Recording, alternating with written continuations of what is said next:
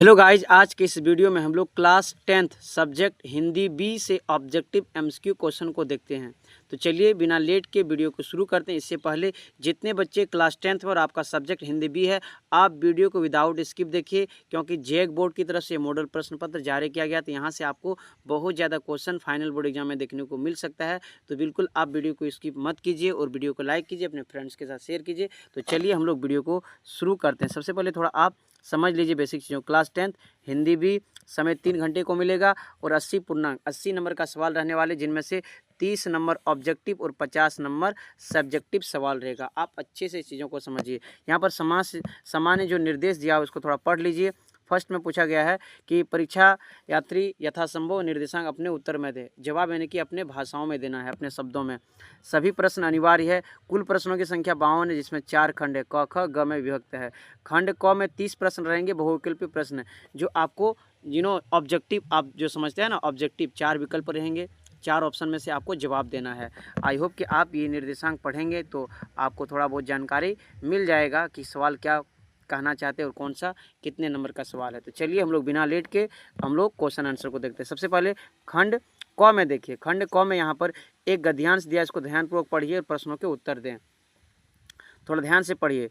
भारत विविधताओं में एकता का देश है। यहाँ के पर्यटन स्थल इसकी समृद्ध संस्कृति इतिहास के दर्शाते हैं। राजस्थान का जयपुर, जी हाँ, राजस्थान का राजधानी जयपुर है, अपनी राजसी हवेलियों और किलों के लिए प्रसिद्ध है। आपको पता होगा भारत का सबसे बड़ा राज्य राजस्थान है और उसकी राजधानी जयपुर है। तो किसके लिए अपनी राजस हवेली और किले के लिए प्रसिद्ध है, यानी कि फेमस है। तो वहीं उत्तर प्रदेश का आगरा, आपको पता होगा यूपी में एक जगह का नाम है आगरा। आगरा एक शहर है जहाँ पर ताजमहल है। अब आगे देखते हैं पैराग्राफ में क्या पूछा गया है। आपको बोला है आगरा, यूपी में जहाँ आगरा ताजमहल के लिए प्रसिद्ध है। कश्मीर की धरती स्वर्ग कहा जाता है। कश्मीर की धरती को क्या कहा जाता है? स्वर्ग कहा जाता है। जहाँ की डल झील बर्फ से ढकी पहाड़ियाँ पर्यटनों को मंत्रमुग्ध कर देती है, यानी कि मंत्र मुग्ध कर देती है, उसके मन को मोह लेती है।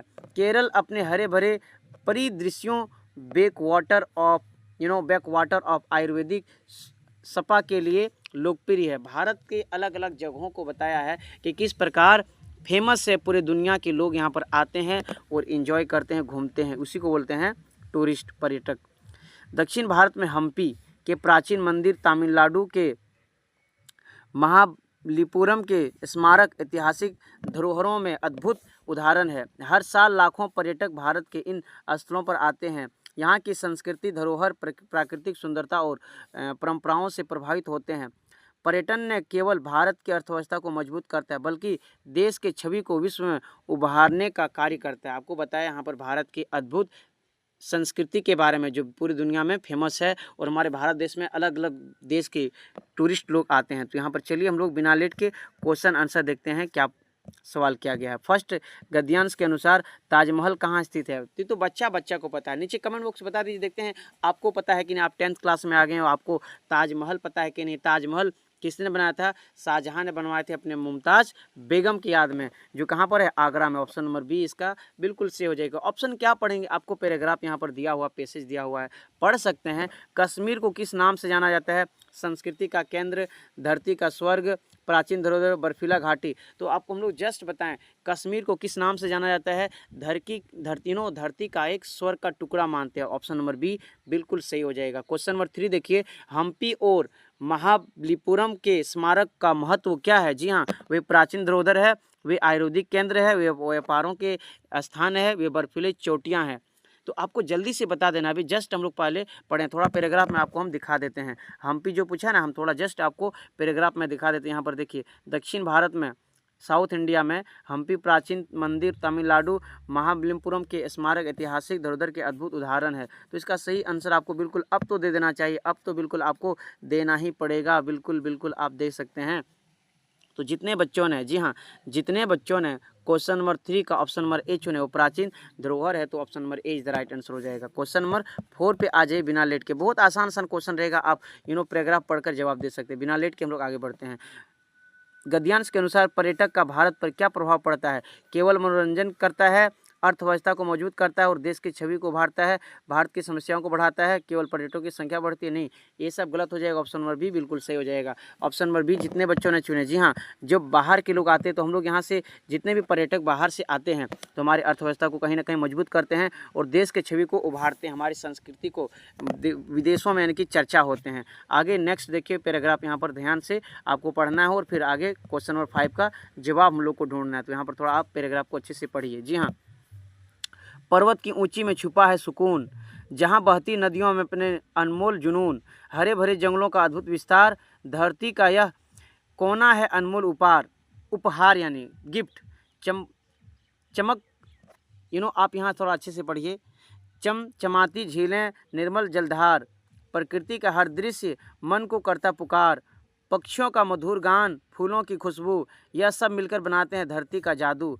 अब आगे नेक्स्ट पैराग्राफ में, अब यहाँ पैराग्राफ ख़त्म नहीं हुआ, थोड़ा और स्क्रॉल करके आपको पढ़कर सुना देते हैं। आओ इस सुंदर का सहेज में ले हम, प्रकृति के सुहाव उपहार का मान कर हम संतुलन बनाएं, यानी कि बनाकर चले इस धरा पर, यही हमारी कृतज्ञता होगी हर दिशा पर। आपको बताना सवाल क्या है क्वेश्चन नंबर 5 पर। इस गद्यांश में के अनुसार अनमोल उपहार किसे कहा गया? अनमोल उपहार पर्वत नदी को, घर खेत को, नदी सड़क को, या फिर शहर बाजार को। आपको बताना है 4 विकल्प में से सही क्या होगा, जो हम लोग पैराग्राफ भी जस्ट पहले पढ़ चुके हैं, जस्ट पहले हम लोग पैराग्राफ पढ़े। तो देखते हैं क्वेश्चन नंबर 5 का कितने बच्चों ने बिल्कुल सही जवाब दिया। पर्वत और नदी हो जाएगा सर, पर्वत और नदी इज द राइट आंसर हो जाएगा। क्वेश्चन नंबर 6 पे आ जाए, बिना लेट के क्वेश्चन नंबर 6 पे आ जाए सभी बच्चे। इस पद्यांश में झीलों का जल कैसा बताया गया? तो झीलों का जल कैसा बताया गया? गंदा, स्थिर, तेज, भयावह, ठहरा हुआ जल, धूल भरा, निर्मल और चमकता। तो आपको जल्दी से आपको जवाब दे देना चाहिए, इतना लेट बिल्कुल नहीं होना चाहिए, क्योंकि पैराग्राफ दिया हुआ है ना। तो आप थोड़ा नीचे कमेंट बॉक्स में बताइए कि ऑप्शन नंबर बी होगा sir. Option number B is the right answer. Question number 7 देखिए, पक्षियों और फूल के माध्यम से क्या संदेश देना चाहते हैं? जल्दी से बिना लेट के आपको ऑप्शन पढ़ना है और जवाब दे देना है। पक्षियों और फूलों के माध्यम से कवि क्या संदेश देना चाहते हैं? तो इसका राइट आंसर हो जाएगा क्वेश्चन नंबर 7 का ऑप्शन नंबर ए, प्रकृति की सुंदरता का अद्भुत अनुभव करें, है ना। इनकी प्रकृति की सुंदरताओं का अनुभव करें। प्रकृति की जो सुंदरता होती है ना, जॉय फॉर एवर होती है, Joy for ever. Okay, next question ये रहा आपके स्क्रीन के सामने। क्वेश्चन नंबर 8 में पूछा है, धरती का जादू किसे कहा गया? धरती का जादू किसे कहा गया? झीलों को, पंछियों को, फूलों जंगलों को, प्रकृति के हर दृश्य को, बाजार सड़कों को।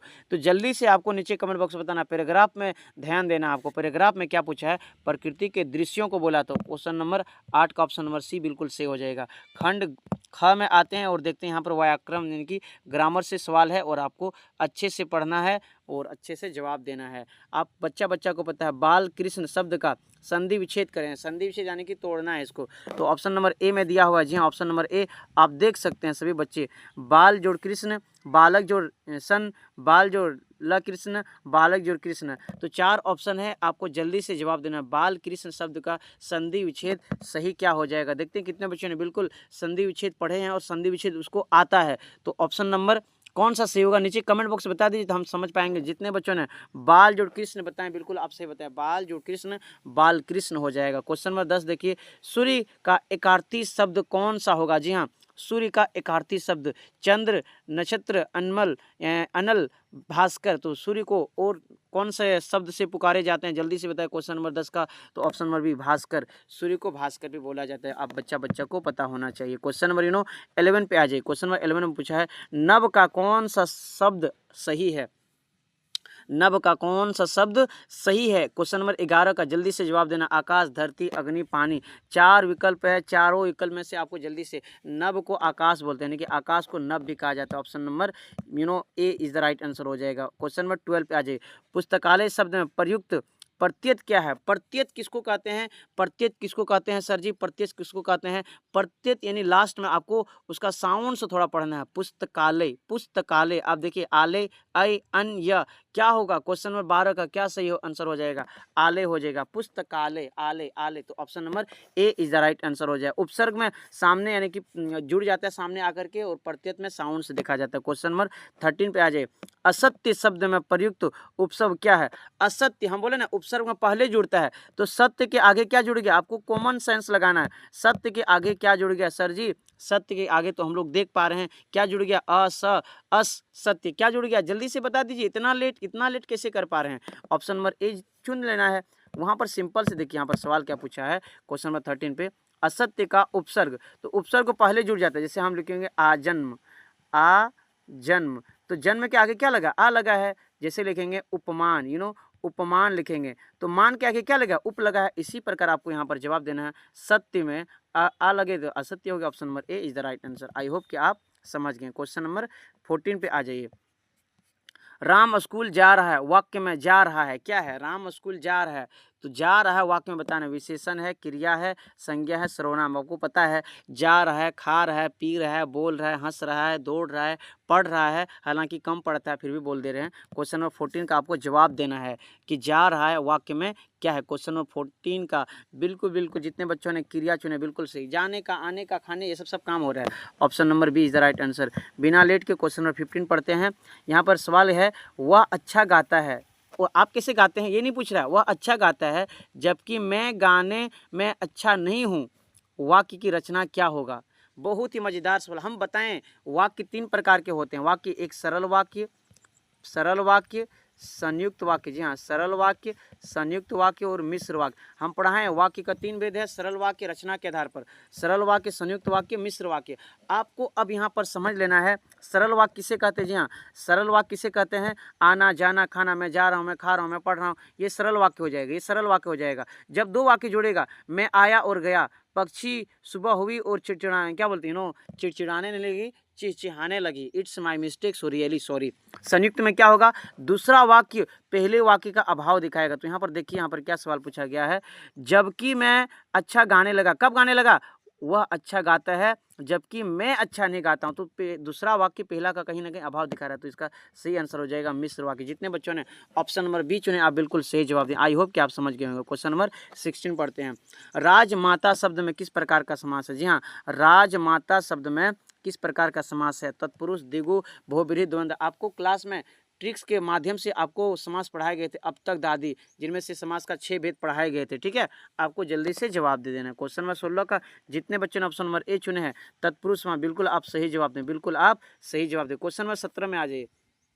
नाक में दम करना, आपको नाक में दम करने नहीं बोल रहा है, यहाँ पर मुहावरा पूछ रहा है कि नाक में दम करना, इसका मुहावरा क्या होगा? आप गांव में सुने होंगे, आपने तो मेरा नाक में दम कर दिया, भाई मुझे खाने पीने दे दीजिए, मुझे थोड़ा रहने तो दे दीजिए, इतना परेशान क्यों कर रहे हैं? तो नाक में दम करना, हम तो सवाल का जवाब भी दे दिए, लेकिन आपको थोड़ा कॉमन सेंस लगाना है। नाक में दम करना क्या होगा? बहुत परेशान करना, खुशी से जीना, किसी से मदद मांगना, नाक बंद कर देना। अरे भाई, नाक बंद करने नहीं बोलेगा, बिल्कुल आपको जल्दी से जवाब देना है। बिल्कुल बहुत ही मजेदार मुहावरा पूछा है, तो इसका राइट आंसर हो जाएगा। जितने बच्चों ने 17 का ही चुने हैं, बहुत परेशान करना, नाक में दम करना, बहुत परेशान करना। क्वेश्चन नंबर 18 देखिए। उपकार शब्द का विलोम, विलोम का मतलब होता है उल्टा। उपकार का क्या होगा? मदद, सेवा, सहायक, अपकार। जितने बच्चों ने 18 का ऑप्शन नंबर ए चुने हैं, उपकार का अपकार बच्चा को पता है। क्वेश्चन नंबर 19 पे आ जाए। खाना शब्द किस प्रकार की क्रिया है? साधारण, कर्मवाच्य क्रिया, अवस्था क्रिया, भाववाच्य क्रिया। आपको जल्दी से 19 नंबर का जवाब दे देना चाहिए, अभी तक इतना लेट नहीं होना चाहिए। तो कर्मवाच्य क्रिया है। खाना शब्द किस प्रकार के? खाना एक क्रिया है, मालूम है, सकर्मक क्रिया में आते हैं ना। कोई अगर बच्चा बोलेगा कि बच्चा खाना खा रहा है, तो होगा ना, यहाँ पर कर्म है तो खाना कर्म है, तो option number C is the right answer. Question number 20 देखिए। वह पढ़ाई कर रहा है फिर वह असफल हो गया। अब ध्यान से देखिए, कब असफल हुआ? वह पढ़ाई कर रहा था फिर भी वह असफल हो गया। कब असफल? देखिए, दूसरा वाक्य पहला वाक्य अभाव हो रहा है, तो इसका सही आंसर हो जाएगा मिश्र वाक्य। बिना लेट के आपको क्वेश्चन नंबर 20 का जवाब दे देना चाहिए। बिना लेट के क्वेश्चन नंबर 20 का आपको जवाब दे देना चाहिए। जितने बच्चों ने ऑप्शन नंबर 20 का, जी हाँ, जितने बच्चों ने ऑप्शन नंबर सी चुने, आप बिल्कुल सही जवाब दिए हैं। वह पढ़ाई कर रहा था फिर भी वह असफल हो गया, फिर भी वह असफल हो गया, तो मिश्र वाक्य को बिना लेट के आगे बढ़ते हैं। नेक्स्ट क्वेश्चन नंबर नेक्स्ट पे आ जाइए, ग खंड पर। तो यहाँ पर कुछ पैराग्राफ है, थोड़ा पढ़ लीजिए कुछ लाइन का, उसके बाद हम लोग सवाल जवाब देखेंगे। सर्दियों पूर्व जब क्या लिखा है, थोड़ा अच्छे से पढ़िए। सर्दी पूर्व यानी कि सर्दी से पहले, जब लिटिल अंडमान और निकोबार आपस में जुड़े, तब वहाँ सुंदर सा गांव था। पास में एक सुंदर और शक्तिशाली युवा रहता है, उसका नाम था ततारा। हम पढ़ाए थे ना आपको ततारा वामिरो कथा का चैप्टर, आप पढ़े ना? नीचे कमेंट बॉक्स में बता दीजिए, नीचे कमेंट बॉक्स में बताया कि सर जी हम पढ़ें, इसका जवाब बिल्कुल हमको आता है। निकोबारी में उससे बेहद प्रेम करते थे। ततारा एक नेक और मददगार व्यक्ति थे। ततारा मालूम है सभी लोगों को क्या करते थे? सहायता प्रदान करते थे। वो सदैव दूसरों के लिए सहायता के लिए तत्पर रहते थे। अपने गांव वाले को ही नहीं अपित समूचे द्वीपवासियों को सेवा करना अपना परम कर्तव्य समझता था। कौन? ततारा। उसके इस त्याग की वजह से वह चर्चित था। सभी उसका आदर करते थे। वह मुसीबत में उसे स्मरण करते और भाग भाग वहाँ पहुँच जाते। यानी कि ततारा जो थे एक अच्छे व्यक्ति थे, है ना, कि एक अच्छे इंसान थे जो सभी लोगों को, अपने द्वीप के सभी लोगों को मदद करते थे। ये हमारे स्टोरी है अंडमान निकोबार द्वीप का। तो आपको पता होगा ततारा व अमीरों को कहानी आप पढ़े थे, जो दोनों में क्या करते हैं, आप पढ़े होंगे तो कितना बताएंगे आपको स्टोरी। ततारा व अमीरों कथा से पाठ लिया गया है। तो चलिए यहाँ से पढ़ते हैं। गाँव के युवक का नाम क्या था? गाँव के यानी कि गाँव के युवक का नाम बताना क्या था? Nicobar, little, car, Tatara. आपको जल्दी से बता देना क्वेश्चन नंबर 21 का। जितने बच्चों ने ततारा चुने बिल्कुल सही। ततारा का स्टोरी है। ततारा किस प्रकार का व्यक्ति था? स्वार्थी, क्रोधित, शक्तिशाली और नेक, आलसी।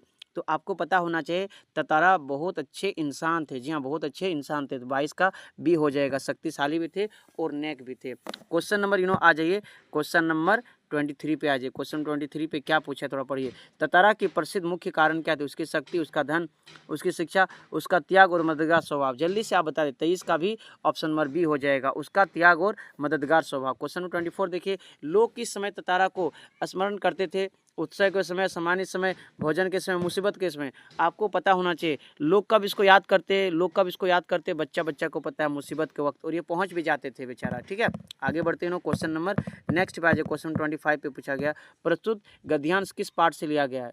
ये गद्यांश आपको पता होना चाहिए। जो हम लोग को पैराग्राफ पढ़ रहे हैं अभी, उस बड़े भाई साहब कारतूस, पतझड़ की टूटी पत्तियां, ततारा वामिरू कथा। तो ऑप्शन नंबर ए बिल्कुल सही हो जाएगा। जितने बच्चों ने ऑप्शन नंबर ए चुने आप बिल्कुल सही जवाब दिए। ततारा वामिरू कथा, ततारा वामिरू कथा is the right answer. Question number next पढ़ने से पहले आप थोड़ा पैराग्राफ पढ़ लीजिए। मेरा त्राण करो अनुदिन तुम, यह मेरी प्रार्थना नहीं, बस इतना हो करुणामय, तेरे ही यानी तेरने को ही शक्ति अनामय। मेरा भार अगर लघु करके ना दो, सांत्वना नहीं सही, केवल इतना रखना अनुनय वह वहन कर सकूं इसको निर्भय। नत सिर होकर सुख के दिनों में, तव मुख पहचानूं छिन छिन में, दुख रात्रि में, वंचना मेरी जिस दिन निखिल मही। आगे देखिए पैराग्राफ में क्या लिखा है, थोड़ा पैराग्राफ पढ़ लीजिए। आगे देखिए आप पढ़ सकते हैं यहाँ से क्या लिखा है। तव मुख पहचानो छिन में, दुख रात्रि में करे वंचना मेरी जिस दिन निखिल मही, उस दिन ऐसा ही करुणामय, तुम पर करूं नहीं कुछ संजय। तो आपको बताना है कवि क्या प्रार्थना नहीं, यानी कि कवि क्या प्रार्थना नहीं करता है। आपके सामने 4 ऑप्शन है और आपको पैराग्राफ पढ़ के बिल्कुल सही से जवाब दे देना।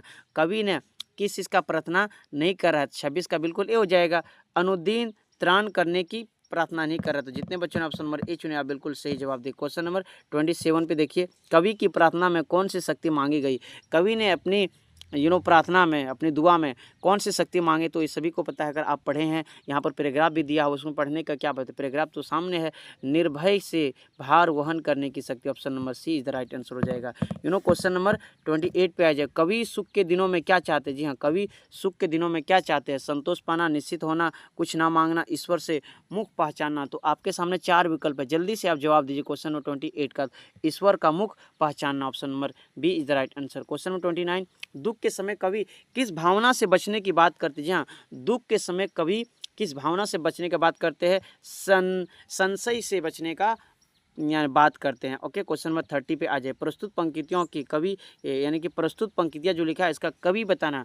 कवि कौन है? क्वेश्चन नंबर 30 का रविंद्रनाथ टैगोर। जितने बच्चों ने ऑप्शन नंबर डी चुने हैं रविंद्रनाथ टैगोर। अगर आप ये कविता नहीं पढ़ें तो हम बहुत जल्दी आपको क्लास में पढ़ाने वाले हैं, डोंट वरी। आपको सभी का मीनिंग बताया जाएगा। अगर हम यहाँ डिटेल्स बताने लगेंगे तो वीडियो बहुत लॉन्ग हो जाएगी, आपका टाइम ज़्यादा लग सकता है। और यहाँ से हम लोग 30 प्रश्न का सवाल का जवाब देख चुके हैं और ये ऑब्जेक्टिव था खंड क का। अब हम लोग आगे खंड ख में देखते हैं जो यानी अति लघु उत्तरीय प्रश्न है। यहाँ से आप देखते हैं कि मीरा भाई का जन्म कहाँ हुआ था, मनुष्यता पाठ से लिया गया। बहुत सारे क्वेश्चन आप सब्जेक्टिव यहाँ देख सकते हैं।